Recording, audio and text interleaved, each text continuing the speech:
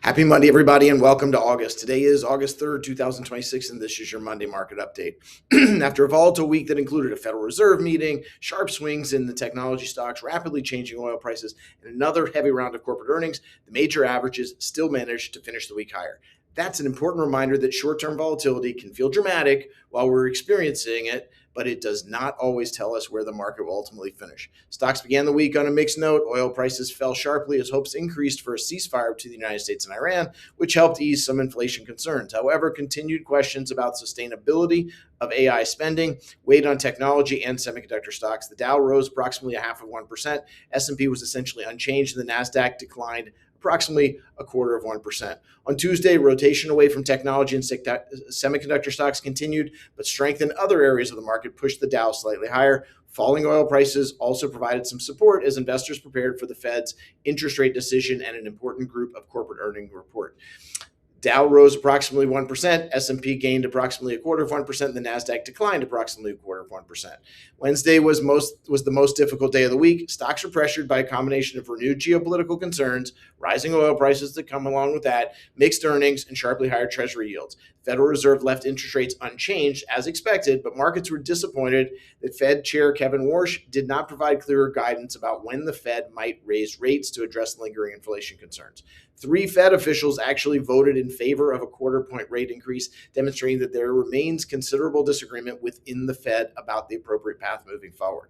The bond market appeared particularly concerned, and leaving rates unchanged could allow inflation pressures to persist. The 30-year Treasury yield climbed to its highest level since 2007, while the 10-year yield moved closer to 4.75%. The Dow declined approximately 2.25%, S&P fell at 1.5%, and the Nasdaq lost about 1.75%.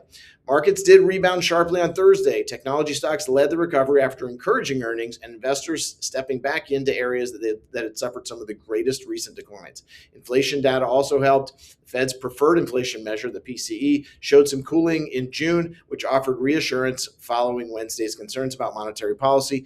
Geopolitical tensions remained elevated, but the absence of major new escalation also allowed investors to focus more heavily on earnings and economic fundamentals, at least that day. The Dow rose approximately 1.25%, S&P gained 1.75%, the Nasdaq surged almost 2.75%.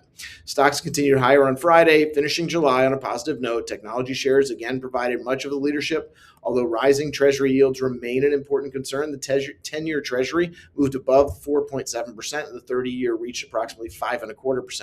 Now, these yields do matter because higher borrowing costs can affect mortgages, business investments, consumer spending, and stock valuations. For now, however, investors were encouraged enough by corporate earnings to look beyond the pressure in the bond market. The Dow rose approximately 0.5%, S&P gained approximately 0.75%, and the Nasdaq advanced approximately 1%. For the full week, the Dow and the S&P were up about 1%. The Nasdaq was up about 1.5%.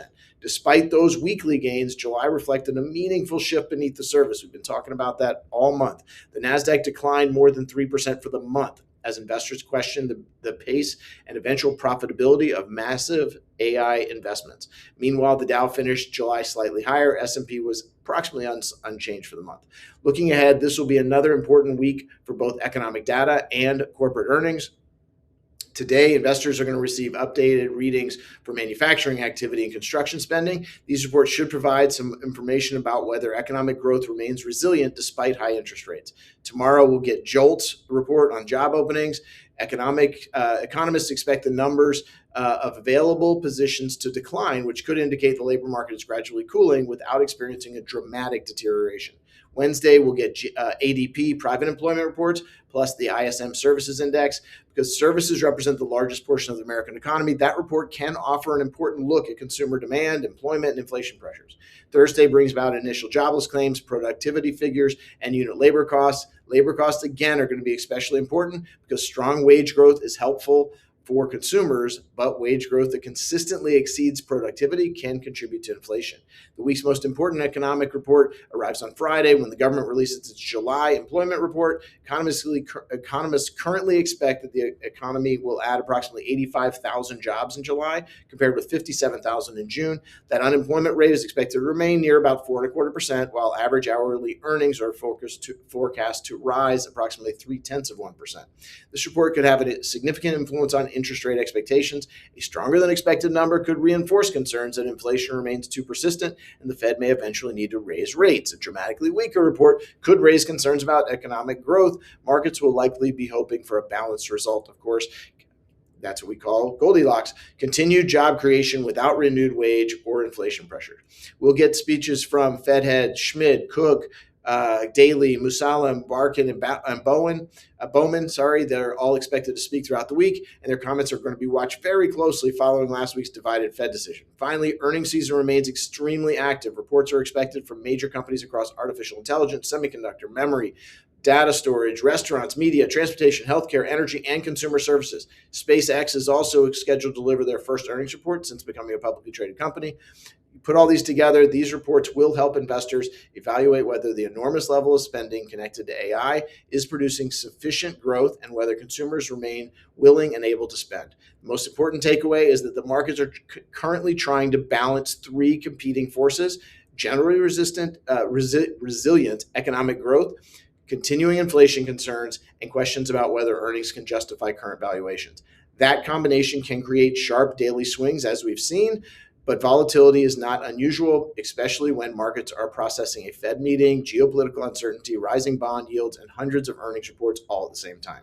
As always, we're going to continue to follow the data while keeping our attention on our long-term financial plans and goals. Have a great week. We'll see you soon.